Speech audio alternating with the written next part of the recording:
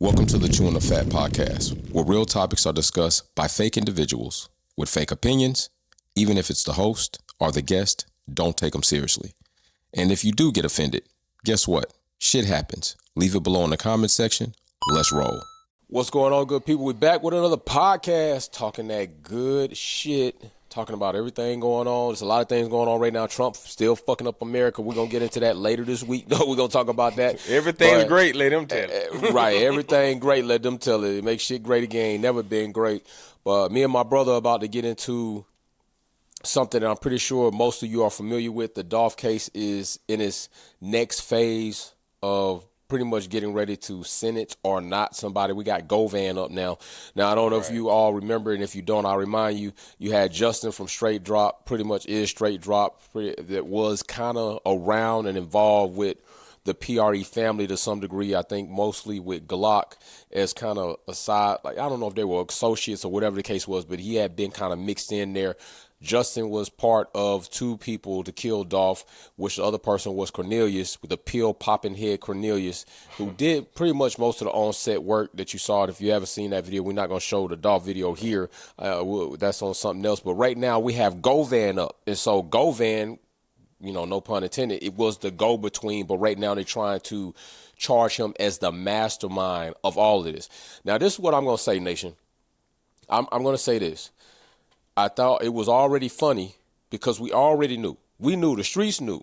Juk had already verbally announced and was very obnoxious and arrogant about putting out a $100,000 hit on Dolph, okay? Right. We already know this. He said this before on camera. It was widely known, and I find it very crazy that he was never brought in for questioning. Unfortunately, but fortunately, as Dolph said, your big-head sister, Yo Ghotti, Juk got his. Juk got his at a funeral day, as a matter of fact. They got up with him. I'm wondering if this is going to come to a point where Yo Ghotti is going to get his. Because I don't think Govan is the mastermind. We already know that there was a certain meeting. We already know there was a collaboration or a conversation that took place out of state. I believe down in Florida somewhere. We know Straight Drop was there. I think Juk was there. I'm pretty sure Gotti was there. Some other people were there. But I'm wondering if this is going to come to a point that Gotti is the one that's going to end up getting it. I don't know if it's going to be street justice, but I hope it's legal justice, whatever the case may be. But I don't see how he's not been brought in for any type of question yet unless they're working on a case that is going to be pretty much shut when they finally get to him.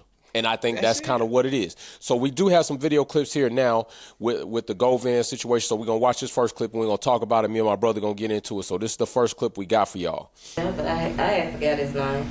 Okay, so you forgot his name 1 month after that, and 4 years later, you remember it perfectly. He then questioned her credibility. You're sure about that? Because I'm going to play a video just now, so I'm going to ask you again. I can't recall. Okay, well, no is different from I can't recall. Okay, I can't recall. An hour later, she was Okay, so that's Cornelius's, I believe, his girlfriend at some point in time, and she was basically substantiating or confirming that there was communication between Govan and Cornelius about the hit on Dolph. And she went into a certain part, and I think this is also important for us to bring up, and I'm going to go ahead and try to bring this up about the money aspect, all right? Because the money aspect is crazy when it comes down to it. Money aspect is crazy, so here we go right here. It was between $1 million and 1.5. But what she did know is the person she understood as ordering the hit was Anthony Big Juk Mims, someone her boyfriend did not talk to, instead going through Govan, who she says was the go-between person. They said he would talk to Govan, send a message through him, and he would get a message to Juk, and Juk would. Now, Govan, 45, looking like he goddamn 70. Motherfucker, like rough life. But this is what it, okay, 1.12 million, that was not it. Now, I'm going to tell y'all what's really sad in the situation. Cornelius, he done, you know, he pretty much cooperating all the way through. He was cooperating on Just In Case with Straight Drop. I'm pretty sure he going to cooperate here, as he already has. And, brother, I don't even believe he got $500. I don't even think he got 600 of the 100,000. You done took this They man never life. get the money. He never get the money. You never They get never the get the money, man. money. They never get the money. Never. I mean, shit. We've seen 1,000 of these episodes. You know, almost got away with it. Right. You know, Right. They never get away, brother. And we see this time and time again, brother. Everybody hard tell them that them federal agencies get a hold of your ass. You know, and they detain your ass, you know, and make you offers that you can't refuse. You know, all that crime shit is cool and fine. And this is, we finna slide and we finna motherfucking all this. You know, we finna G.I. Joe your ass. Tell G.I. Joe come down and Uncle Sam get on your ass. Brother, with this Yo Ghotti thing, it's just a matter of time. We look at all the signs. All the signs pointing to him, and it's crumbling piece by piece by piece by piece. This is one of them cases that they gonna show up at 0200 in the morning. You know, you know, say coming to this Manhattan high rise wherever he at. You know, and come on down. Come on out. Right. It's game time. Come on out. You know, go on get dressed. We ain't worried about you grabbing. We ain't worried about you running. We ain't worried about you grabbing no firearm. No, you ain't finna do none of that. None of that. Go ahead, get your clothes, put your clothes on, you know, and we got a little perk walk for you. Right. That's where I think it's too. And I had already mentioned in another video is this is an unfortunate situation where you got a bunch of hate motherfuckers. We talked about this. We just had an episode. We talked about another Memphis killing, right? We talked about another Memphis shooting. And now this is probably one of the bigger ones as far as when it comes to star power, Dolph. And what's really sad, Nation, is they killed this man for hate, for clout. They killed this man because he wasn't going to sign with him. One, Yo Ghotti kept trying to bring him down, and then it's kind of like almost the Drake and Kendrick situation. Kendrick told Drake, "Hey, bro, don't do this shit, don't make it personal, keep it low key, keep it business," and he didn't, and Drake got his head clapped off. This is the same situation. Yo Ghotti, keep on. You got Black Youngster out here doing his foolery and all the bullshit. This wasn't the first attempt on Dolph's life anyway. Right. They had already attempted out in North or South Carolina at the All-Star weekend. And they had linked that car being rented by Black Youngster. Now, this is what I find also funny. This is what you also got to pay attention to, America, is notice where Yo Ghotti, his frequency, his outings, his whereabouts were before the situation and immediately after Dolph got hit. Do y'all be seeing Yo Ghotti like that? Do y'all see him like that? Y'all see Yo Ghotti out like that? Stay off the scene. Stay off the scene because, matter of fact, the day of Mr. Gangsta Gotti, he had police assisting him. The day Dolph got hit, Gotti had police assisting him. So I'm just saying, like Dan DeVille said, it's all fun and gangster shit till this shit really pop. And my question is this, man. I'm sorry, but I ain't mean to cut you off. My question is this. Matter of fact, this is the ponderation for the nation for the week. Ponderation time. My question is this. All these gangster hard rapping ass artists, they sliding, gangster, killing, everything else. But why they always crying about their masters? And I ain't get my money, man. They wouldn't pay me my money, and they got me a 360 deal, and I can't get out the deal. And they pay me. Man, slide on these people, Slide on these people. Man, do this gangster shit on these people, man. I don't understand. I don't get it, right? It's a Jamaica saying, like, why so much energy for me type situation. It's a certain way, and if you Jamaican out there, you know what I'm saying. But the Ross Claude. Right.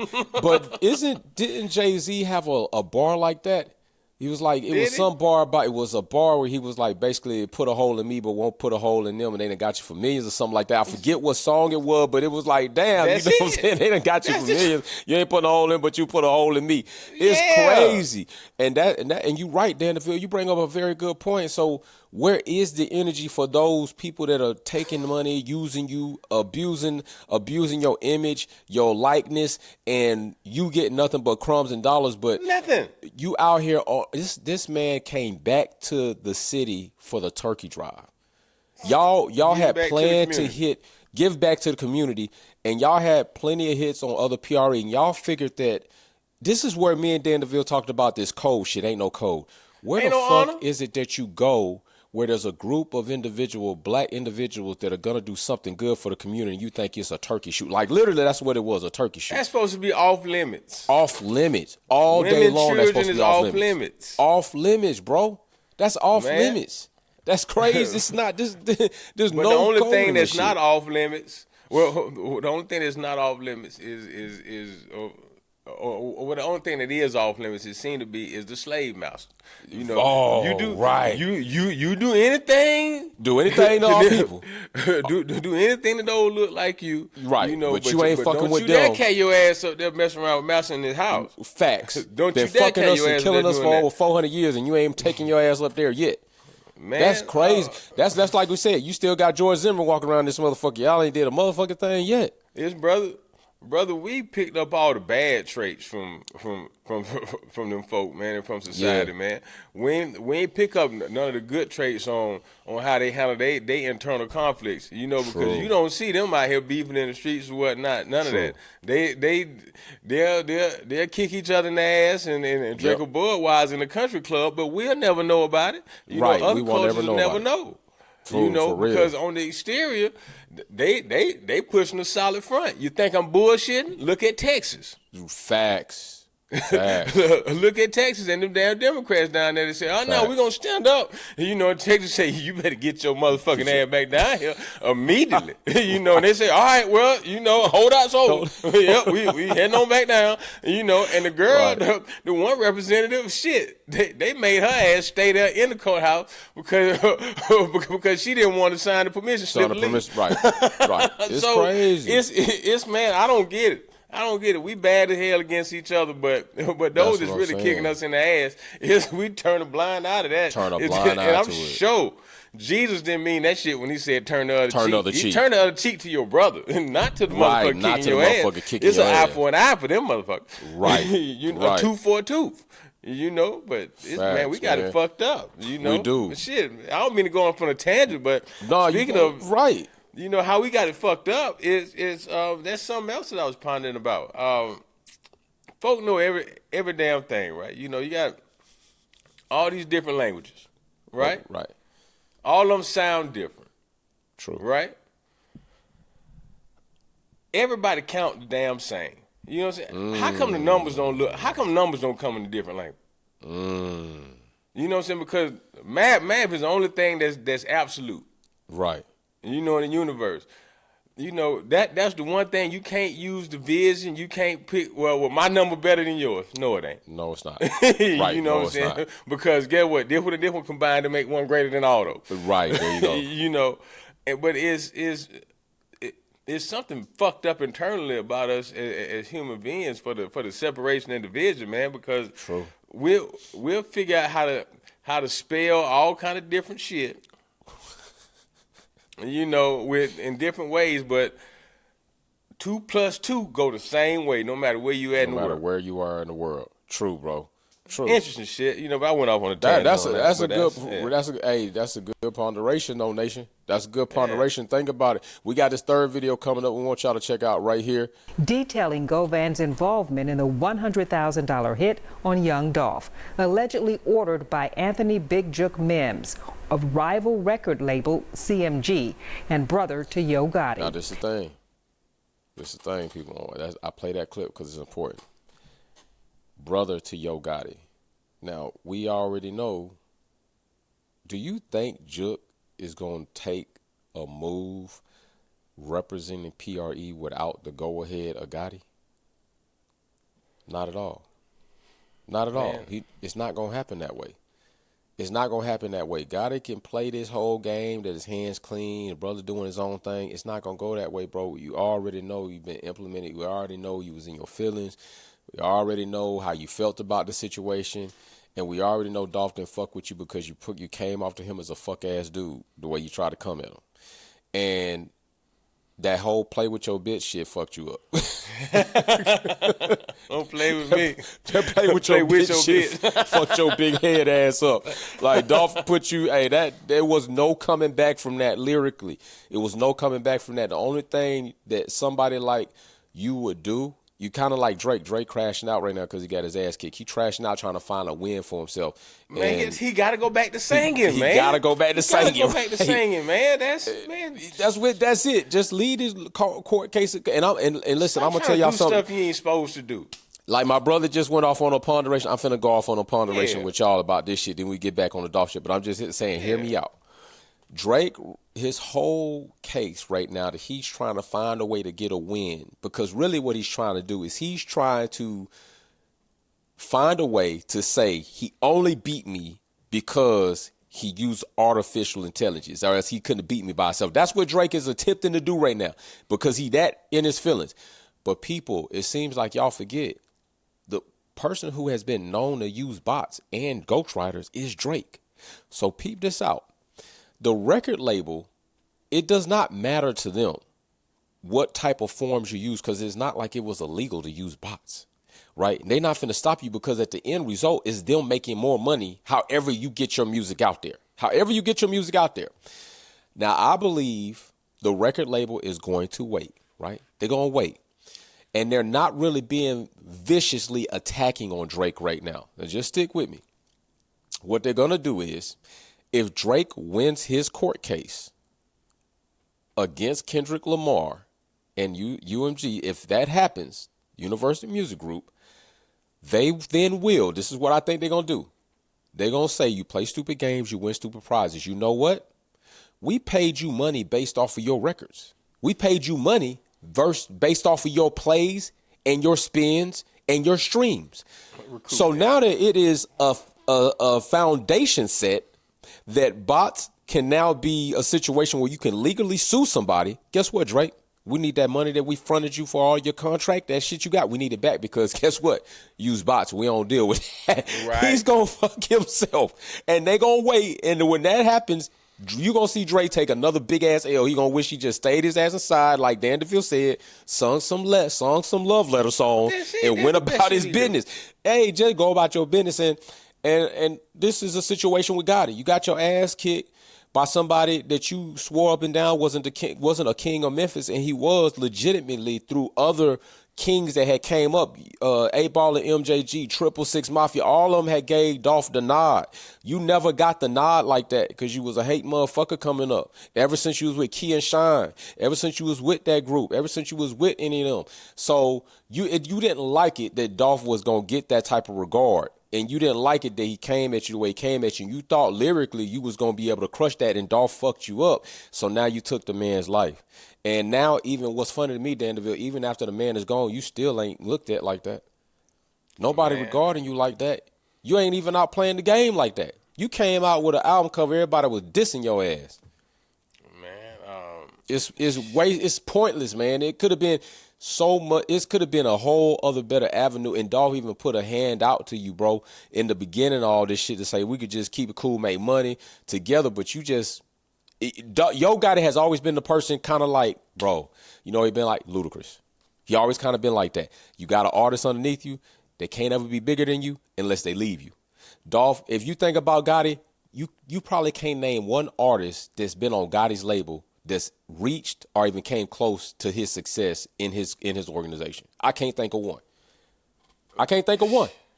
Shit, man, that's how it go when you sign it to most of these artists. Right. You know, it's and again, that's part of just business, man. That these other artists they don't understand, man, because 9 out of 10 times they chasing a couple pennies, you know, because what we seeing on the outside ain't the real life. That's why they always crying about money on the back end. 50,000 they be flashing be the only 50,000 they really got. man, and that shit be 50,000 with 100 on the top and 100 on the bottom and a whole bunch of 5s and 1s in the middle. And you know, shit, that motherfucker got that East Bay get down. You know, yeah, man. He's making that. Yeah, no. Oh shit. You know, but man,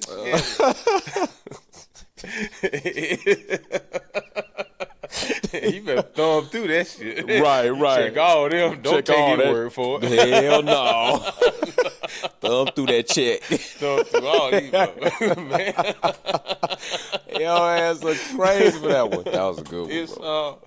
man, it's no way possible that these artists can do two jobs because when you look at most of these artists that want to run a record label, hell, name one of them that didn't have the issue. Well, they talking about they fighting for their masters for their records, but now they got a label and they gonna help do somebody the same way it got done to them. Right. Facts. I bro. mean, Facts. brother, really, it's only. I mean, It's a shit. vicious cycle. You look at a Jay Prince. You know, his artists seem to flourish. You look at who else? You look at Jay-Z, what he doing over there with Rock Nation. But again, when you look at with the Rock Nation, that didn't really take off until he put the music to the back. Right. That's what I was gonna say. The music kind of took a back seat and Right. went more right. Yeah, you don't even see that man out like that. You know what I'm saying? And when you do see him out, it's In some boardroom somewhere, or if it's on some gala, big dog. It's on some big dog shit. You feel me? Right, man. It's I'll tell you something funny. Matter of fact, it's on topic, but it's off topic. Right. I'm at a meeting earlier today, right? And just talking about the commercial and insurance industry as a whole and whatnot. And one of my colleagues, he told me about a client that he got, right? And they sitting up chopping it up, talking, and they talking about money and things like that. And client said, "Yeah, man, shit, man. When my parents died, they left me $60 million." Right? And as he told me that, I said, shit. Well, he came up like a Motherfucker. $60 million, right? 60 millies. And then Buddy said, but you know what? He said, Joe, I didn't start getting the real money till 24. That's when the trust hit. Damn. There you go. Let me say that again. Damn. He said, you know what, Joe? I didn't start getting the real money until I turned 24, and the trust hit. Bro. That's the real money. 60 million ain't shit. That just play money. That motherfucker said he didn't start getting the real money until 24 when the trust hit. That's know, crazy, bro. Brother, that conversation early in that meeting today, man, had you fucked. It kicked me in my ass. It kicked me square in my ass because I said, man, I ain't nowhere close. that motherfucker said, I'm excited when he said 60 million. I said, ooh. I said, well, Shawty came up, but he getting it. Hell yeah. 60 million, your parent left it. Then when homie said, man, shit. At 24 when I got the real money, when the trust hit. That's crazy to say that. The real money? The real money? Imagine what that number is. And of course, we didn't tell me what that number is. Yeah, But imagine but what if that you number say is. the real money, you real thinking, money. man, that shit damn, we talking about, if that's sick, bro, we talking about hundreds of millions then. We talking about hundreds of millions. Hundreds of millions. You know, so man, when we think about business moves and business dealings and things like that, man, it would be much more efficient if these artists and these hip hop artists and these rappers came together, because that's the only way that you can really compete, man. Is you come together and compound, and they need to come together and compound for about 2 generations. They gonna need that to try to level this thing off. So if they really want to be, they really want to be balling like they say they balling, because balling and stunting on po folks, man, that ain't shit. You know what I'm saying? Balling stun on the motherfuckers that's talking about, man, see, when the real money hit. 'cause 60 million ain't nothing. Balling stun, that's balling and stunning on a whole nother level. You understand? But man, Stop stunting on these poor folk out here, man, and our regular folk and making them feel bad and shit. You know what I'm saying? Like, man, stop that shit. Y'all just cut it out. You know. Man. Let me see. They talking about getting money. Forget. Man, shit. Stop it. I forget exactly who it was, bro. But at one point in time, okay, so that's who I think it was. At one point in time, there was a movement where they were going to try to get an establishment of black label owners together. Right. And I think it was Master P, Birdman. I want to say Jay Prince was supposed to be involved in that, and somebody else. Irv got in there? Irv got in, right. It was, and they were all supposed to come together as a collective, and put their money in. On all their ass. Shit. And even that was sad, bro. Even to think they couldn't even come to some terms, and Dame Dash was involved in that too. They couldn't even come to terms and sit at the table together before they started bickering about who's going to get what splits and big. Listen, man, we're trying to bring this shit together, and that's where we fall from the lower level to the highest level. To come together and do something as a collective and make this shit happen, and everybody in this collective has to understand, no, right off the rip, everybody's not going to be carrying the same load because it's not about right now. Right, it's not about right now. It's about the next generation. The next generation. You feel me? And somebody got to set the foundation. Somebody got to set the foundation. You know, and so when and Nation, I'm gonna even tell you all something. Even when it comes to this podcast, you see me and my brother Dan DeVille on. Like, it's been something I've been trying to get kicked off for the longest. Right. And unfortunately, unable to get it kicked off because people either didn't step up or people couldn't make things happen, or maybe they felt it wasn't as important to them and couldn't get certain things done. And it took a while, and I was just like, Dad, it's not something that he do. It's not something that he did, but he was willing to say, fuck it. Okay, bro, let's run in and do it. Y'all got to understand. It's like, okay, I know I'm coming to my brother Dan DeVille to get this shit started off. Two black men. I already know what I know. I'm going to get this bitch off running, and we going to do it up. You know what I'm saying? And then eventually I'm going to bring my brother up to speed, and then boom, we running together. But y'all got to understand, man, when y'all starting something as a group, nothing is evenly split when it comes to the work. Because it doesn't work like that. It got to just go. Hey, you going to be with me? Cool. We running together. You going to do what you could do, and then we going to keep on going, and eventually we'll bring everything up. And we got to start working together like that as a community if we plan on really combating this shit. Y'all see what Trump doing out here. Y'all see what we doing to each other. I don't want to get, because we going off on tangents, because this is how we really are about everything, because all this shit ties in together. Dolph being killed for another black motherfucker's emotions, basically. It just took away. Imagine how many people that day not getting their meals. Maybe how many more people are not getting the meals the following year. I know the PRE group was trying to carry it on, but you took out the head honcho. That's what you were hoping to do, topple everything. You feel me? Man. Glock had to take a little seat back to deal with his own situation of his brother getting killed. Music is not the same out of Memphis. Y'all got nobody out of Memphis right now putting out no hot fire ass shit. Nobody. I mean, who we talking about? We can't even talk. Trip. You got Don Tripp. You know what I'm saying? Tripp still snapping. Yeah, but we had Scar. He gone. You know, he gone. So it's like, man, y'all, this shit was pointless, man. This shit was pointless, and it's sad. And here we are coming up on the anniversary of Dolph's death, coming up in November, and we into the next phase of this court case. And y'all still got to remember, there's going to be another phase of this court case. There might be 2 more phases. Right, because even though you got this dude cooperating, he at some point in time he gotta face whatever it is that they gonna get in him. Even though they gonna give him a reduced sentence, they already told Cornelius, you're not getting out of prison. You are done for that. So you will be sentenced and judged. You gonna get that. And the final piece I'm trying to tell you, if it don't happen in court, I won't be surprised if it happened in the street. It's gonna be Gotti.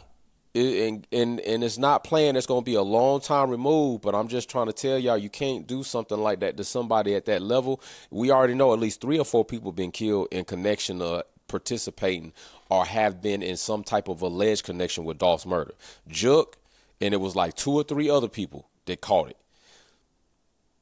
Hey, I'm just saying, man. I'm just saying, y'all see black youngster out here like it used to be? cutting the fool. Man, no. Right, no. Yeah, he Everybody ain't out here. quiet. He quiet as fuck right man. You better watch him out. He quiet as fuck right now. Shit, you better take it easy. It wasn't a time I couldn't get on social media, even though I don't follow this motherfucker, and see some type of Everybody black acting a youngster fool. post acting cry. Where the fuck he at? Man, it's I don't understand the shit, brother. I really don't get it, man. It's what's going on in the minds of folks, man. That man, the folk that's kicking your ass, your mama ass, your children ass, you know, the folk that got your license took because you couldn't pay child support, all this shit. They won't kick their ass for nothing.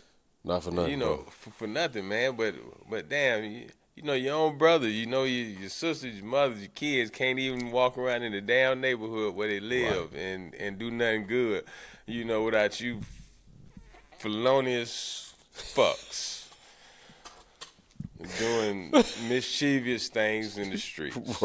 Right. You know, you straight alley cats. Alley cats, straight alley cats. Yo, Nation, let us know what you think about this. We probably will be doing another episode on this as the court case and findings develop and more information is pumped out, and it's going to keep coming out.